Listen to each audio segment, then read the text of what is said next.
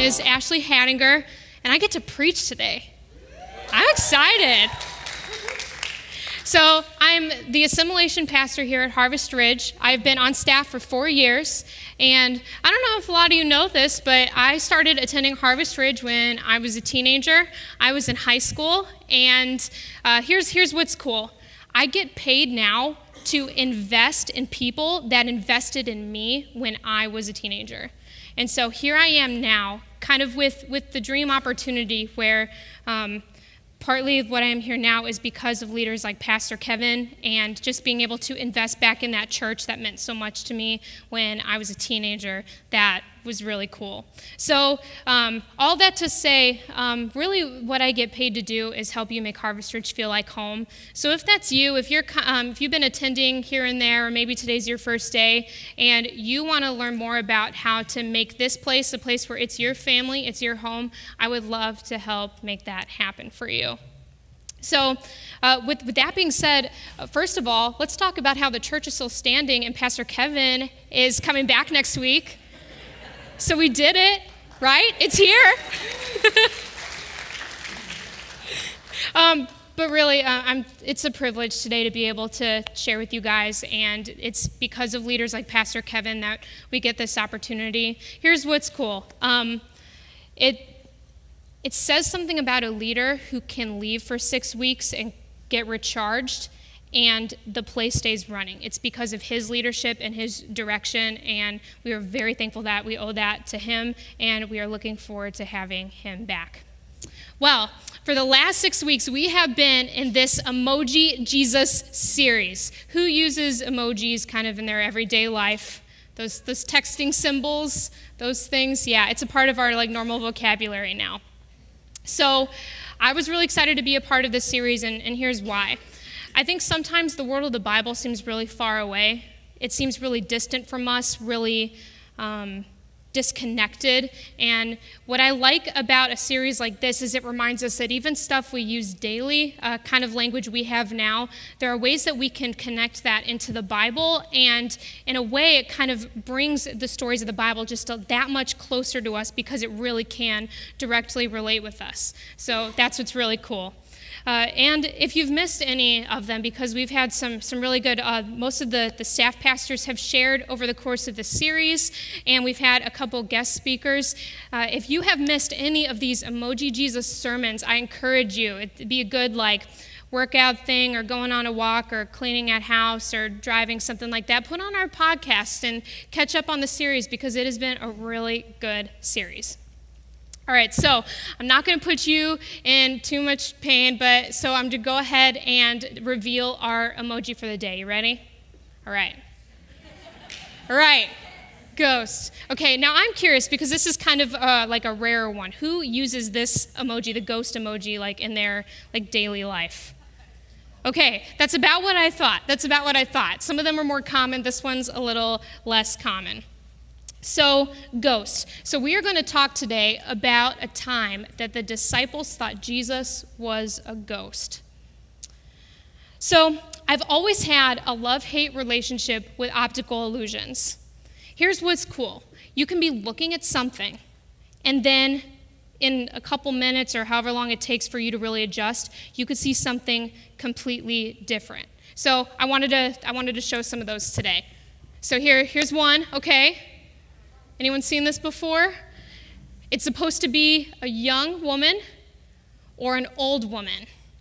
Now, I'm about to ask for a show of hands who sees what, but I know some of you guys out there, don't start pointing at people sitting around you. Just focus on the screen, okay? So who sees the young woman? What was that the first thing? Okay, all right. Who, when they looked at it, they saw, the old woman? All right. All right, I have another one. All right, so this one is supposed to be a musician, or, once again, a woman. All right, so show of hands, whose first thing they saw was musician? Okay, what about first thing you saw was woman? All right, so so far it's been about half and half. All right, I have one more to show you. Okay, so this should be a duck, or a bunny? So I'm curious. Who saw the duck first? Okay, wow, almost everyone. Okay, so who are our awesome people that actually saw the bunny first? Okay, you guys impress me because I feel like every time I see this, no matter how many times I look at this, I still have a really hard time seeing the bunny. Okay, so here's why I have a love-hate relationship. I love that in one moment I can be looking at something and then in the next moment see something completely different. But you know what I hate about that? Sometimes, like even this one, I'll be looking at this and I'll be going, okay, I know there's a bunny there somewhere, but I can't see it for the life of me. And it's so frustrating. So sometimes your brain just doesn't flip. It's really frustrating when there's some of you that probably want to go back and look at the other ones because you didn't have enough time to look at it so your brain could transfer to the other image. But isn't that frustrating? Where it's like, what's my brain doing? Why won't it flip? Why can't I see the other side? Okay, so this happens in life too. Have you ever been at work and been just dealing with a problem for weeks on end, days on end, I don't know, just a problem at work, and then your coworker just strolls in and is like, hey, have you thought about doing that? And then it's the easiest to answer, and then don't you feel kind of silly, that was so obvious, I should have known the answer to that. All right, well, this also happens in marriage. Okay, you can actually be looking at the exact same thing as your spouse, and they could be seeing something completely on the other side of the world, or some other dimension or something. So actually this next thing was Mike's idea, so if you see it, he gave me permission to share this, my husband, Pastor Mike. All right, so ramen noodle soup. Any fans? There's some fans. All right. So when I look at ramen noodle soup, I think, good memories from, high school and college. Sometimes, I'll pass by in the store and I'll think, oh, good for them. They have a whole shelf of those. But then, so my husband sees something different. So in the last couple of months, what he's done, you know how everyone does this. We go through phases where we like certain snacks better than others, that type of thing. Well, recently, my husband, picture this. A bowl this big. I'm not kidding, like a salad bowl type thing, like a mixing bowl. 2 of those packages and an entire sleeve of crackers crumpled up and mixed in to, just picture it, guys. Picture it. So he loves this concoction. He'll wait till the crackers get all soggy. And so he walks in the room with this bowl, and it's usually late night snack. So he walks in with this late night snack, and I don't even want to look at it because what he sees is best snack ever. What I see is, that is so gross. I don't even want to see the mushy crackers. So has anyone been there when you're looking at something and you know there should be another way of looking at it, or someone else has another way of looking at it, and you can't see it? It's also frustrating when this happens when you have a bad day, bad week, bad month, and people start saying things like, there's a silver lining to everything. Or maybe they'll say just look on the bright side. There's always a bright side, right? That's pretty frustrating. What about when you get into church and people start saying things, the encouragements get a little more theological, God has a plan for this situation. Or God's with you. God's with you. And so that's great. And, in those moments, I'm sure we're very thankful for the encouragement, but let's be honest. That doesn't always cut it, right? So it's great, thanks. I know God's there. I don't feel it. Great. Sure, I believe you. There is a bright side to this. I don't really see it. It is frustrating. The truth is, I've asked, where is God? Does God even care? More times than I would like to admit.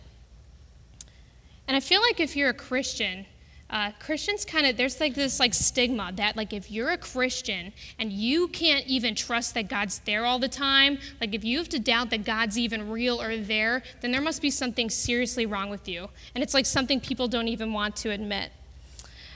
This happened a few years ago. So there was a period a few years ago where for about 8 months, I'll just be honest, you know how there are times in life when just something hits you from like every area of your life, like work, school, home, etc., like everything just kind of hits the fan. So for the course of about 8 months, this happened to me. I had just the nightmare of a living situation. I was in the middle of school, so that was getting really busy.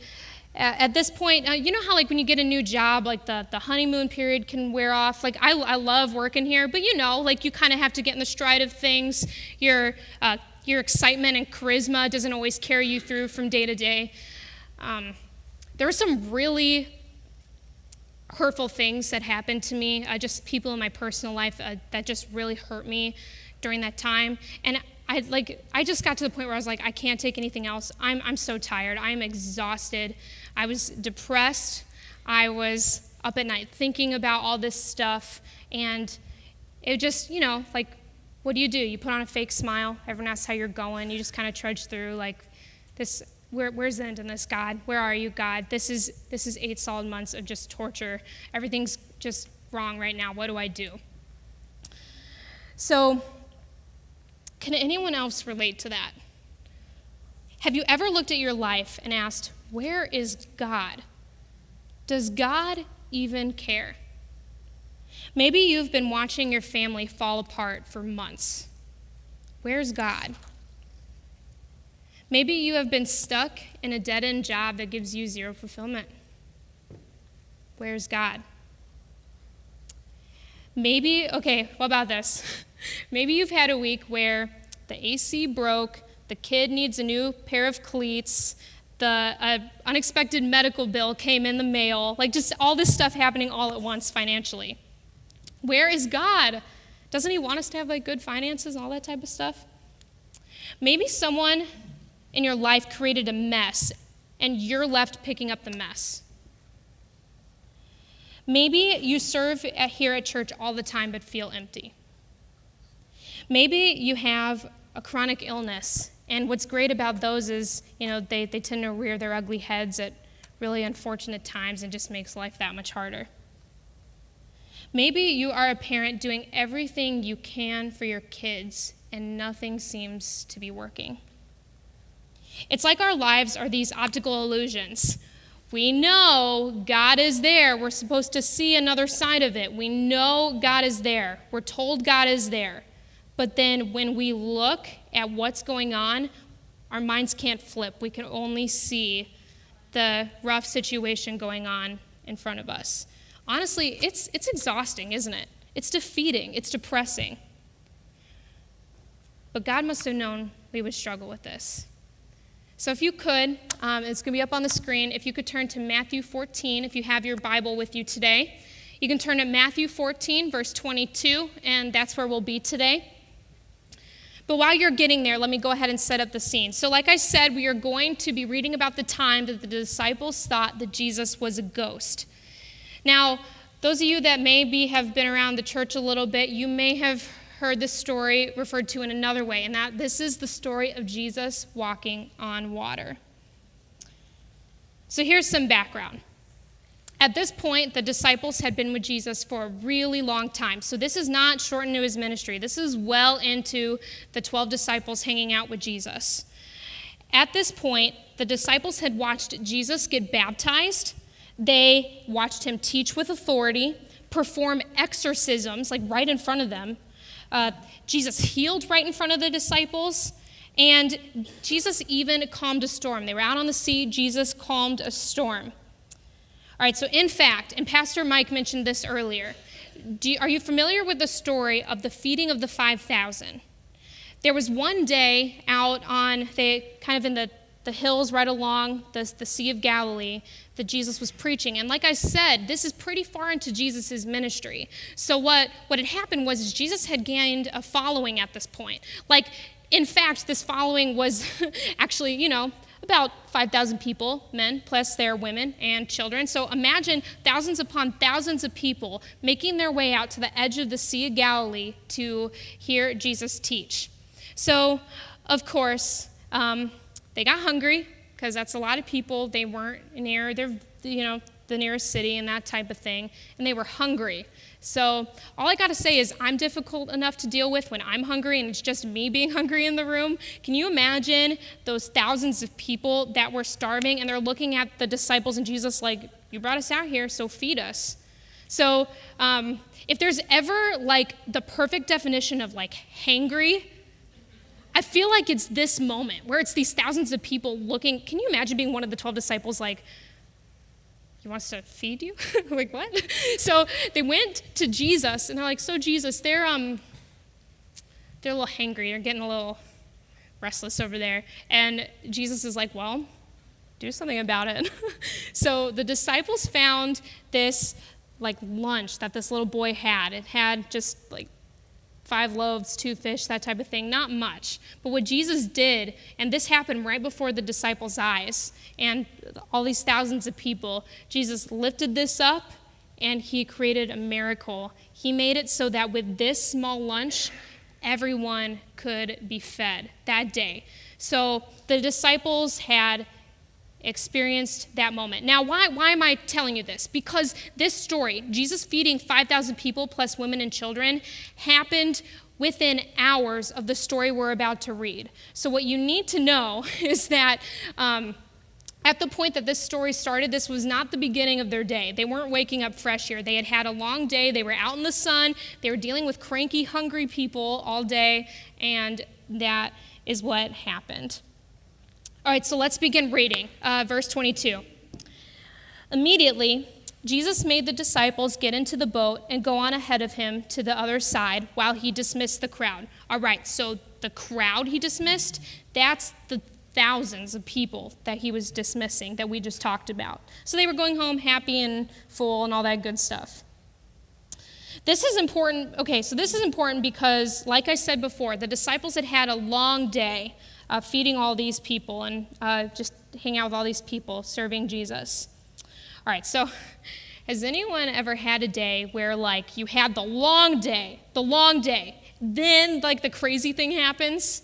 I feel like every parent in the room knows exactly what I'm talking about, where, like, you had all these things going on all day, and then the very end was, when the crazy story happened. Well, that's what's happening here. So Jesus told them to go to the other side of the sea. All right, let's keep reading. After he had dismissed them, Jesus went up on a mountainside by himself to pray. So Jesus up on mountain, disciples are off floating. Later that night, he was there alone, and the boat was already a considerable distance from land, buffeted by waves because the wind was against it. Shortly before dawn, Jesus went out to them, walking on the lake. So here's what we have so far. Jesus told the disciples, go on ahead without me. So at this point in the story, the disciples were several miles from shore. The weather was terrible. So has anyone ever tried like swimming or kayaking or canoeing or something against the current? Now imagine doing that, like trying to keep a boat for all those hours.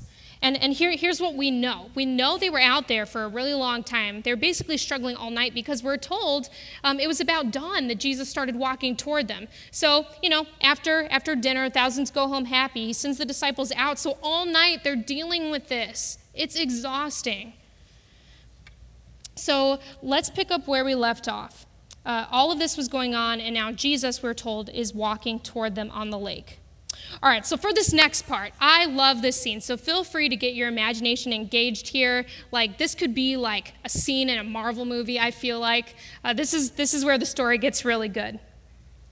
When the disciples saw him walking on the lake, they were terrified.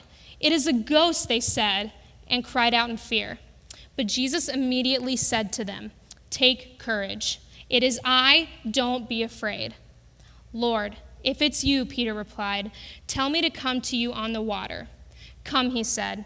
Then Peter got down out of the boat, walked on the water, and came toward Jesus. But when he saw the wind, he was afraid, and beginning to sink, cried out, "Lord, save me." Immediately, Jesus reached out his hand and caught him. "You of little faith," he said, "why did you doubt?" And when they climbed into the boat, the wind died down. Then those who were in the boat worshipped him, saying, "Truly, you are the Son of God." All right, so we've read the story, and now that we've done that, I want to talk about where we're going to go for the rest of our time. The disciples had a problem. Jesus was defying all physical laws, walking toward them on water in the middle of a stormy weather, and the disciples missed it. This problem kept them from seeing what Jesus was doing, because what a moment to take in if they had actually paid attention. This problem they had kept 11 out of 12 disciples paralyzed in fear on the boat. And this problem even brought Peter to the point where he almost drowned. Peter almost lost his life because of this problem. So for the rest of our time, I want to talk about what kept the disciples from fully experiencing Jesus walking on water, and then ultimately what that can mean for us today. So Jesus, this is a pretty cool story you've given us. We just give you these next couple minutes. I really believe that you're trying to teach us something here. Will you help us, including me, listen to what you're saying in this passage? I ask this in your name. Amen. So I just finished saying that the story had a major problem. Jesus was doing the cool, amazing thing, and the disciples missed it. You would think that'd be the cool part of the story. Like, oh, we have a story in the Bible where Jesus did this cool thing. And it was lost in the mix because all this other stuff was going on with the disciples.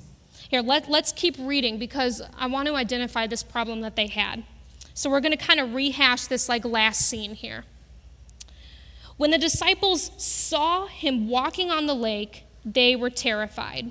"It is a ghost," they said, and cried out in fear. All right, let's skip down a little bit. 29. "Come," he said. Then Peter got down out of the boat, walked on the water, and came toward Jesus.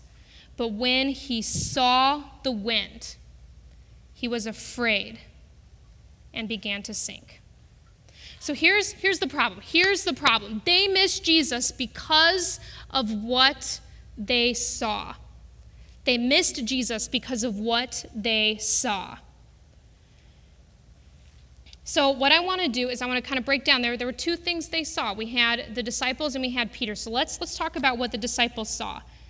They saw Jesus. It says in the text, they saw Jesus. But they came to their own conclusions. They decided he was a ghost. So Jesus was standing right in front of them. He was walking toward them, and they didn't even recognize him. Now, I feel like in this story, the disciples get a lot of judgment thrown at them because it's like, how could you? He's Jesus. Of everyone, you should recognize him. So let me, I think we can give them some slack. Let's talk about that. So in the first century, it was a popular belief that evil spirits lived in the sea and those that drowned haunted in water.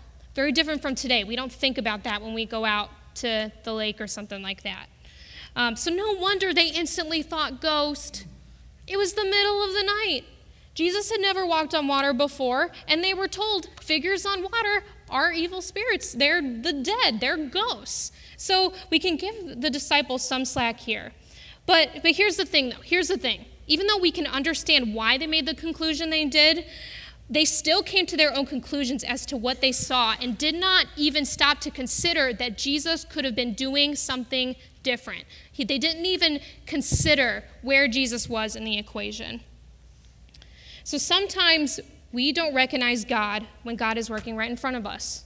I think that's true of life. I think God can be right in front of us and we don't even see it.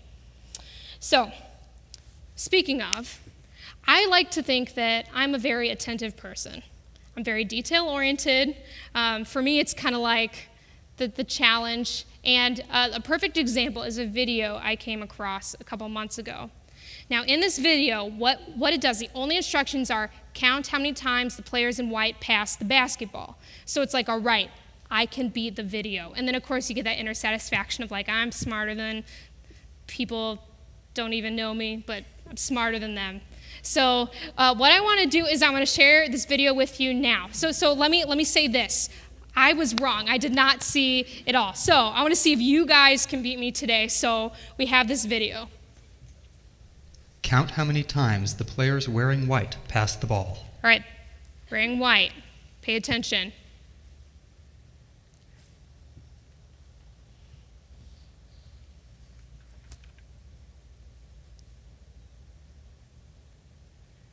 Is everyone focused?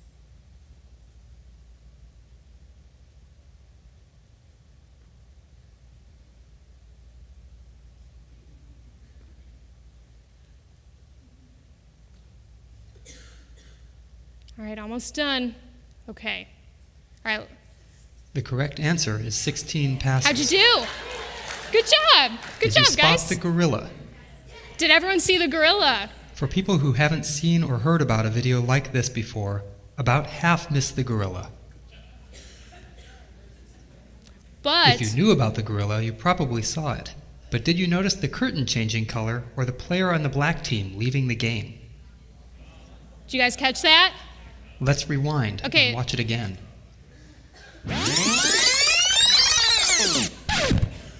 Here comes the gorilla, and there goes a player, and the curtain is changing from red to gold.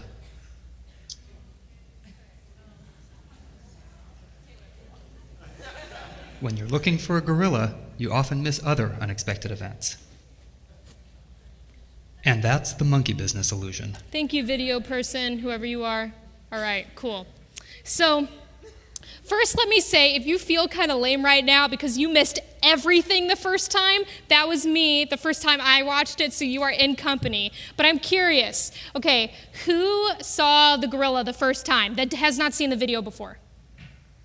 Okay, so about half. Okay, so now here's my next question.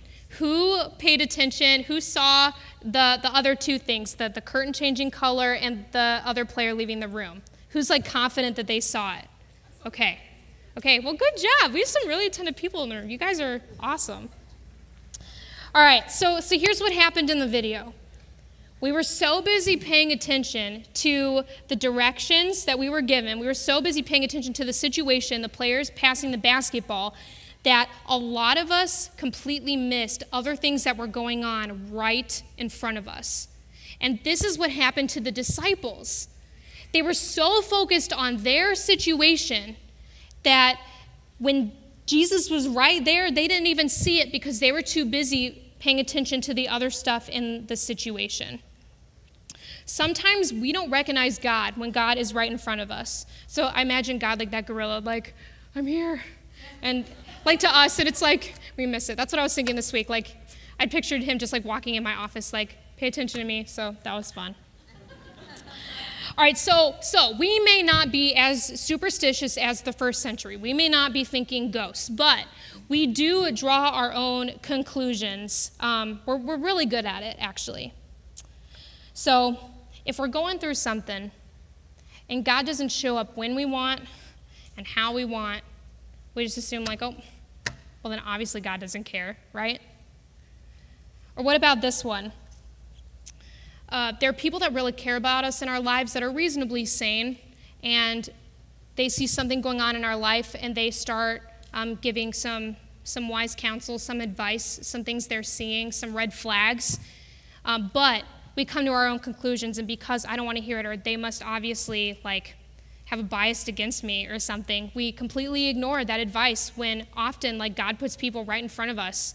And then the best part is, and I know, I'm sorry parents, because I know I did this to my parents, I'm sure you guys did, but your kid, like you've been telling your kid something for so long, and then like a week later they're like, oh yeah, like so-and-so told me, and I was like, and then I got it, and you're like, I've been saying that to you for months, thank you very much. Like, yeah, exactly. So God does that to us, like right in front of us, and we don't even see it. So I will say this, like, if there are reasonably sane people in your life, if there are people that are mature in their faith, that are following God, that love Jesus and they're trying to tell you some concerns they have or something like that, pay attention because it might be God trying to speak to you about your situation. Take it with a grain of salt, but don't just come to your own conclusion automatically about it just because of what you see in front of you. So what about this one? In our culture, we say all pain is bad. If we're hurting, something is wrong. Either God's upset with us or something's wrong with us and we have to fix it. I'm not sure where we got the idea that pain should be avoided at all costs, but that's a dangerous slope. Often pain's a part of everyone's life. It's something that we have, so it's something that we shouldn't avoid. In fact, I love what the Bible says in James 1. It says, "Consider it pure joy, my brothers and sisters, whenever you face trials of many kinds, because you know that the testing of your faith produces perseverance. Let perseverance finish its work so that you may be mature and complete, not lacking anything."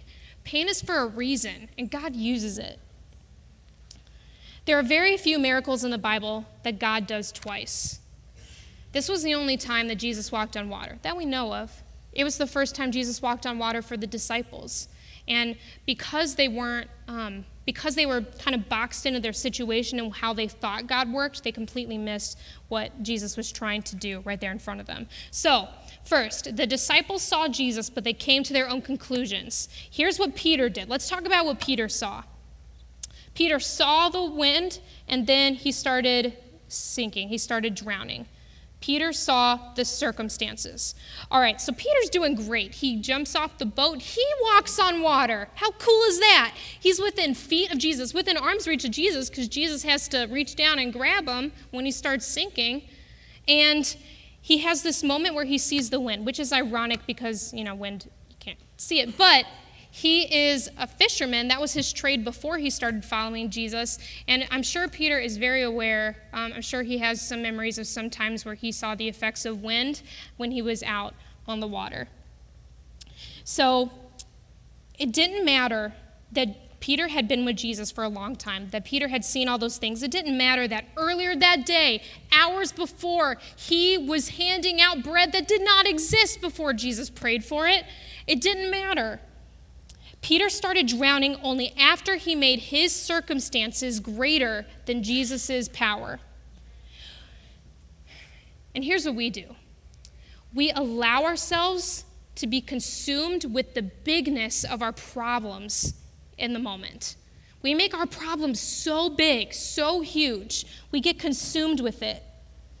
All right, so do you remember, let's go way back here for a lot of us. Do you remember your first crush? Do you remember the first time someone you liked didn't like you back? It was devastating.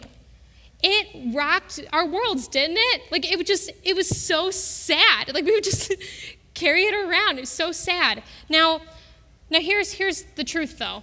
So the things that might crush us, the concerns we have, the problems we have now, might have gotten a little more mature and sophisticated as we've gotten older. But the truth is, we allow ourselves to be consumed with our problems the same way we did when we were young. What keeps you up at night? What's running around your head late at night? Because that's probably something that you're allowing to be so big when Jesus is right there within arm's reach, ready to do something about the situation. All right, so we have the disciples who came to their own conclusions even though they saw Jesus, and then we have Peter who completely made it all the way out on the boat, but then he allowed the circumstances in that moment to completely mess with him. So what's nice is, and thank goodness, because this would be really depressing, the story doesn't end here. The story doesn't end like, Peter drowned, the disciples held his funeral, and that didn't happen. That didn't happen. We have a really cool ending to the story that almost kind of, the story really takes a 180. It was all about the problems. It was all about everything going wrong in the story, even though Jesus was doing something cool. But then the story had a 180 turn, and it happened in verse 30. So let's go back and look at this. But when Peter saw the wind. He was afraid and beginning to sink. He cried out, this is the 180 moment, Lord, save me. Immediately, notice what happens. He cried out, and then immediately, Jesus reached out his hand and caught him. And when they climbed onto the boat, the wind died down. Then those who were in the boat worshiped him, saying, truly, you are the Son of God. The moment that changed everything in this story was the moment when Peter cried out, Lord, save me. So what happened here? What is the result of this? Why was this such an impactful moment of the story? Because Jesus became real to them. Jesus became real to them in that moment. They worshiped him saying, truly, you are the Son of God. And it's like, okay, well, obviously, like everyone here is kind of like familiar with that idea. Truly, Jesus is the Son of God. Now, this is what I found interesting when I was studying this passage. Remember, the disciples had been with Jesus for a long time. Cool miracles, awesome things. Jesus has gone above and beyond, and the disciples got the first row tickets to everything Jesus did. But until this point, the disciples had not called Jesus the Son of God. This is the first time in the book of Matthew that the disciples called Jesus the Son of God, which is funny. I don't know why it took them so long, but let's talk about the other people so far in the book of Matthew that knew that Jesus was the Son of God. Well, first we have the narrator in Matthew 2. It says, he kind of used this, out of Egypt I called my son, so he connected this Old Testament prophecy with Jesus. Jesus is the Son of God. So good. I'm glad the person writing the story had the right idea there. All right, so the next one is God. Well, that's also good. I'm glad that we know that God knows that Jesus is his son. This is during Jesus' baptism. The disciples were at this event. And a voice came from heaven saying, this is my son who I love. With him I am well pleased. All right, and this is what blew my mind. This is what made me have to share this. We had a third group that mentioned demons. In Matthew 8, the demons that Jesus is about to cast out, they said, what do you want with us, Son of God? So I want to stress that what we are witnessing is not just a turning point in this story, it's a turning point in the entire Gospel of Matthew. We are witnessing today the moment where the disciples finally got it. They finally got it. All right, let's talk about some fun stuff. It's almost lunchtime, right? I know we're kind of getting to that point where everyone's getting a little hungry. So I want to talk about the first time I ate Chipotle. Yeah, great stuff, right? So believe it or not, there were days where I had not had Chipotle.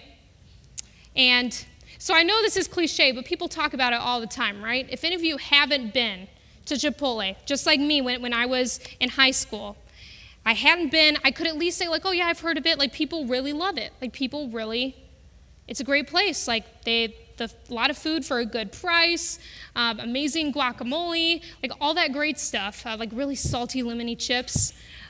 But my friends found out that I hadn't gone. That's the truth. And they're like, okay, after youth group, they finally chose a day. Like after youth group, we are going to Chipotle. So let's just say that my life has never been the same since, you know? So I know it's cliche to talk about Chipotle, but there's a big difference between like, oh yeah, I know that place. That's a good place. Like I've passed by it. I've been with people when they got takeout and they had it with them. Like I've watched people eat Chipotle. And then when I actually had it for myself, there's a complete difference. Because now I get it. Now I'm a believer in Chipotle. I feel like that's the most cliche thing, but that's all right. It's all good. So here's what happens. People talk about God. A lot of people grow up in church, or you're familiar, you have family members that follow Jesus, and you hear people talk about God and all this stuff, and that's all great and all. But maybe you haven't experienced it for yourself yet. You can say, like God is all these things, God's with us in this way, all this stuff, but you haven't got it for yourself. That was where the disciples were at this point in the Gospel of Matthew. This was their moment where it became, okay, I'm witnessing Jesus do all these things for all these other people, to Jesus has done something in my heart. And that was a changing point for them. So notice the amazing ending of the story wasn't they got out of their hard situation, even though it was, that they did do that. The story ended with them having an unprecedented moment with Jesus. Jesus knew, here's the thing, here's what blows me away, because I was, honestly, like, if you read the story, the first words are like, Jesus made the disciples get on the boat. Like, why would Jesus force them into this situation? He knew how exhausting their night was going to be. They had served him all day. Why did Jesus put them in this place? Because Jesus knew that they did not fully understand him. He used this situation to fill a gap in their understanding of him. So, once again, I want to show this again. The best thing that can happen to us is that through our hard situations, God uses it to help us understand him in ways that we never have before. So back to James 1. Consider it pure joy whenever you face trials, because you know that it'll make you mature and complete, not lacking anything. So yes, we dread difficult situations, and it's no fun going through them, but at least, if nothing else, we can be confident that Jesus is there. We can be confident that he'll make the situation worthwhile in our lives. So what does that mean for us? We've talked about the story. We talked about kind of what I think God is saying here, but what does that mean for us? Here's what I think God wants to teach us about the problem the disciples had, about what they saw. And this is my main point today. What you see can sink you, like Peter, or save you. What you see can sink you or save you. Is there something in your life sinking you? Here's what it might look like. Maybe you've spiraled into depression. You deal with anxiety or panic attacks. You have pulled away from everyone that cares about you. You walk around life hurt because it's all unfair and you deserve an apology. You walk around mad that God has done nothing. Or maybe you have become like the negative person in your family or your friend group, the one that's always, glass half empty type people. Maybe you spend your entire life trying to better yourself because as long as you have control over things, then you're good. Maybe you prefer to drink, smoke, eat, binge watch TV and movies instead of actually dealing with the situation going on in front of you. You begin asking, where is God? God, where are you? Is there something going on in your life right now that's sinking you? So once again, I ask, what's keeping you up at night? That's probably a good indicator of what could be sinking you. And here's what I'm not doing. I'm not belittling what you're going through. There are some people in this situation that have really difficult things going on, and my heart breaks for you.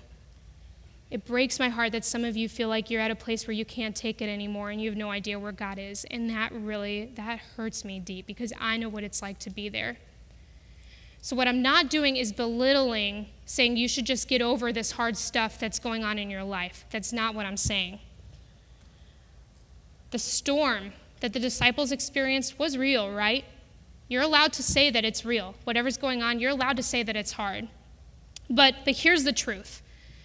Sinking may look different to every single person in this room. What is breaking us, what is causing us to just feel just completely dead inside and like God isn't around. It may look different to every single one of us, but the common theme is that you either come to your own conclusions or you have been consumed with this situation.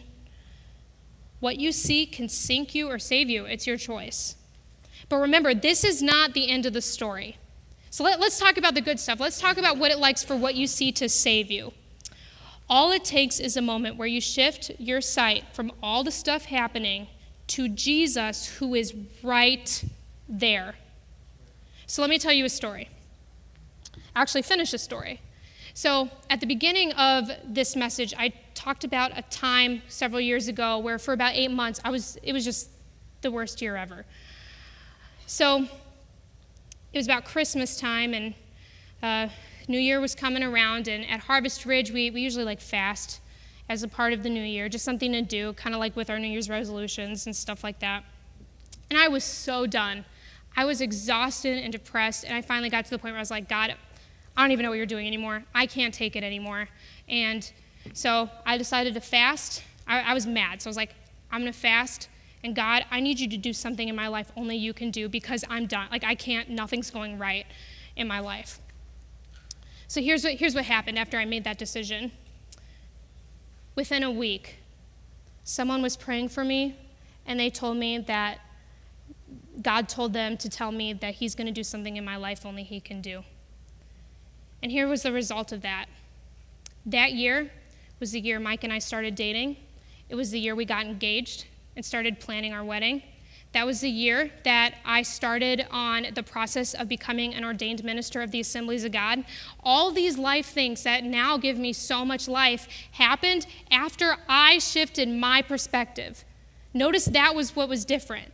I shifted my perspective, and I found myself in a season where finally I was getting what Jesus was doing, because he was there the whole time, and I spent 8 months feeling depressed and sorry for myself. Now, it was hard.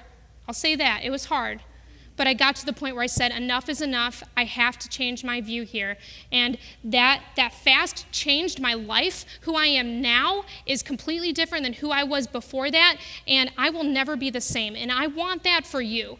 Some of you need to have a moment like I had, and you need to say, all right, I'm done. Enough of this. Jesus, what are you doing in my life? So if you are going through something right now and you feel like you're sinking, all you have to do is cry out, Jesus, save me. Will it solve everything? No. Did the disciples struggle again? Yes, we can keep reading the Gospel of Matthew. They struggle still. But no one could take away the memory they had of Jesus that day when they finally got it. No one could take that away from them ever again.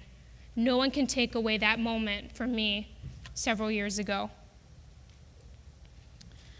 So not only will that moment save you, but it'll shift your whole world. See, in our story, there was Jesus and 12 other people. There was one person that had a moment with Jesus, but 12 people's lives were changed forever. You see, when you go through something and you have that moment, everyone around you on the boat's watching. The people in your life are watching. So the disciples, Thomas and the rest of them, they did not have the moment with Jesus that Peter did, but they were all changed for the rest of their life. They all encountered the Son of God because of what Jesus had experienced with Peter. So when you choose to look in your situation in light of Jesus' power, everyone watching from the boat will be changed forever too. Parents, do you want your kids to watch you sink? Or what about you guys in jobs? You have hopeless coworkers. You know they need hope. Or at school, you know there are other students that need hope. Do you want them to watch you sink?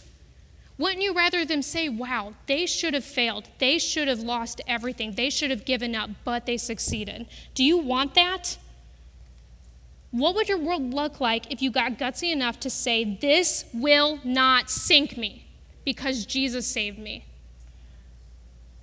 So one plug I want to make, and I'm biased because I'm the coordinator of our life groups here at Harvest Ridge, but this is what life groups do. They set up this scenario.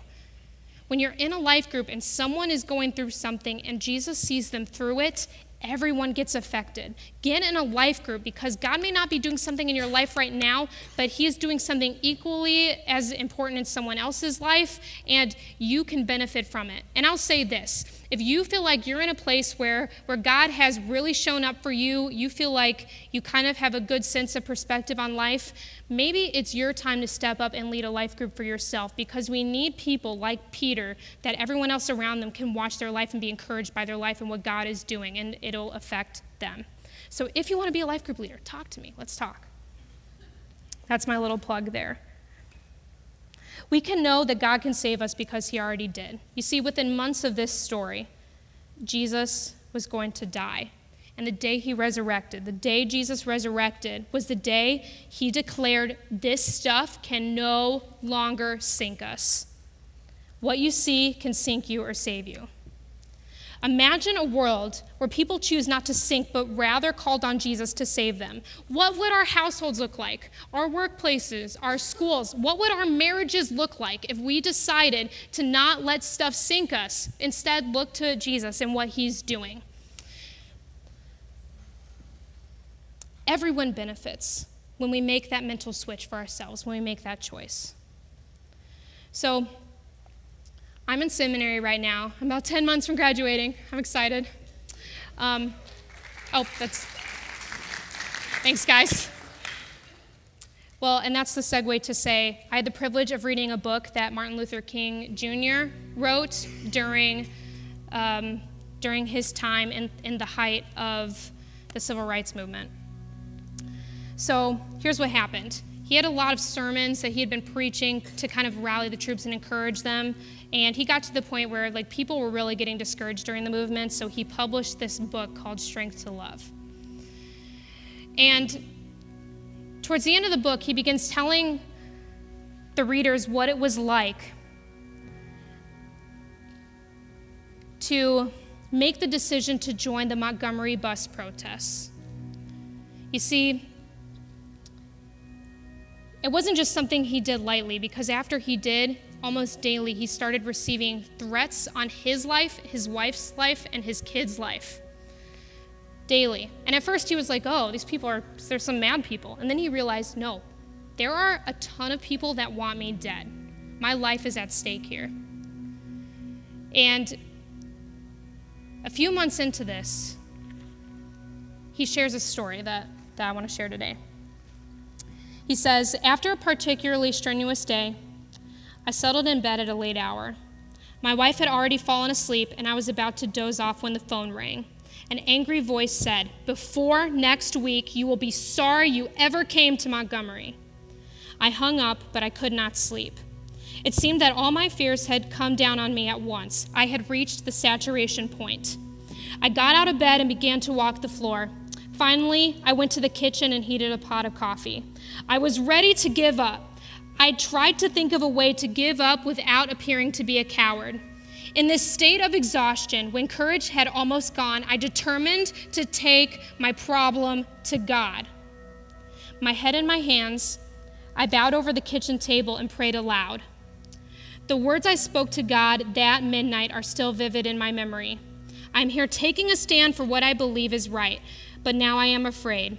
The people are looking to me for leadership, and if I stand before them without strength and courage, they too will falter. I'm at the end of my powers. I have nothing left. At that moment, I experienced the presence of the divine as I never had before. Almost at once, my fears began to pass from me. My uncertainty disappeared. I was ready to face anything. Listen to this, the outer situation remained the same, but God had given me an inner calm. 3 nights later, our home was bombed. Strangely enough, I accepted the word of the bombing calmly. My experience with God had given me a new strength and trust. I knew now that God is able to give us the interior resources to face the storms and problems of life. And then, after telling the story, he makes one final comment to the people reading, which are his peers in the civil rights movement, the people he led, the people looking to him for leadership. He said, when our days become dreary with low hovering clouds and our nights become darker than 1,000 midnights, let us remember that there is a great power in the universe whose name is God, and he will make a way out of no way and transform dark yesterdays into bright tomorrows. That moment that Martin Luther King Jr. had in his kitchen was not just for him, it was for an entire generation of people. It was for an entire movement. The moment Peter had with Jesus out on the water was not just for him. We have a lot to thank because the disciples that day had an encounter with Jesus that changed their lives. So when you make this decision, this isn't about you, it's about the people in your life, and that's why it matters. What you seek can sink you or save you. So to close, I want to talk to 2 people. First of all, maybe today's your first Sunday here at Harvest Ridge. Maybe you can buy into the idea, you agree, yes, I don't want this stuff in my life to sink me. but you're not convinced that Jesus is the one that saves you. I want to say that's okay. You see, in our story, the main characters didn't even get it then. But I will say this. Those of you that maybe aren't convinced, while I think it's okay, I do want to challenge you. The next time you're going through something that you feel like could sink you, why don't you try asking Jesus to save you? What do you have to lose? And I'll say this. I believe with all my heart that my God, my Jesus, my Savior, will show up and save you. So I want to talk to another group of people. Maybe you're going through something right now. Maybe you're like me and you know, like, okay, this is hard. I'm trying to see Jesus. I don't see him. I'm really struggling. That's okay. Let me encourage you. If Peter struggled, if even Peter didn't get it and he still struggled and Jesus still saved him, it's okay for you to struggle too. It's okay for you to admit that things are hard. It's okay. But let's get in the habit of saying, this will not sink me because Jesus saved me. Jesus saved me. He saved me when he died on the cross. All that stuff that could hurt me and crush me then died with him. And when he rose again, that stuff stayed in the grave, and that's true for your life today. It will get easier. So remember, when we watched the gorilla story, it was so much easier the second time when they told us what to look for, then they replayed it. How much easier was it? We saw everything. We saw every single situation going on. So let me say this. My brothers and sisters who follow Jesus, let me encourage you. Make the effort now to start paying attention to where Jesus is, even when you don't see him, because it will get easier. It will get easier. The next time something like that happens, you'll remember where he was that other time, and it'll encourage you to stay strong. So no matter which group you fall into, I do want to give some time for just a time to respond. What I did was I asked our worship team to replay one of the songs we played earlier today, and this is kind of how we're going to end. You see, what's going to happen is you're going to go home and return to all the stuff that kept you up late last night and this week, and when you return, you kind of have a choice. When you leave this place today, you have a choice. You're going to see situations and you have to decide, am I going to look to Jesus who's right there, or am I going to continue in this pattern of discouragement? And it's your choice. So we have a living hope, and that's the song I want to sing right now. So what we can do in this time is take a moment to tell Jesus where he belongs in our lives and our situations where they don't belong.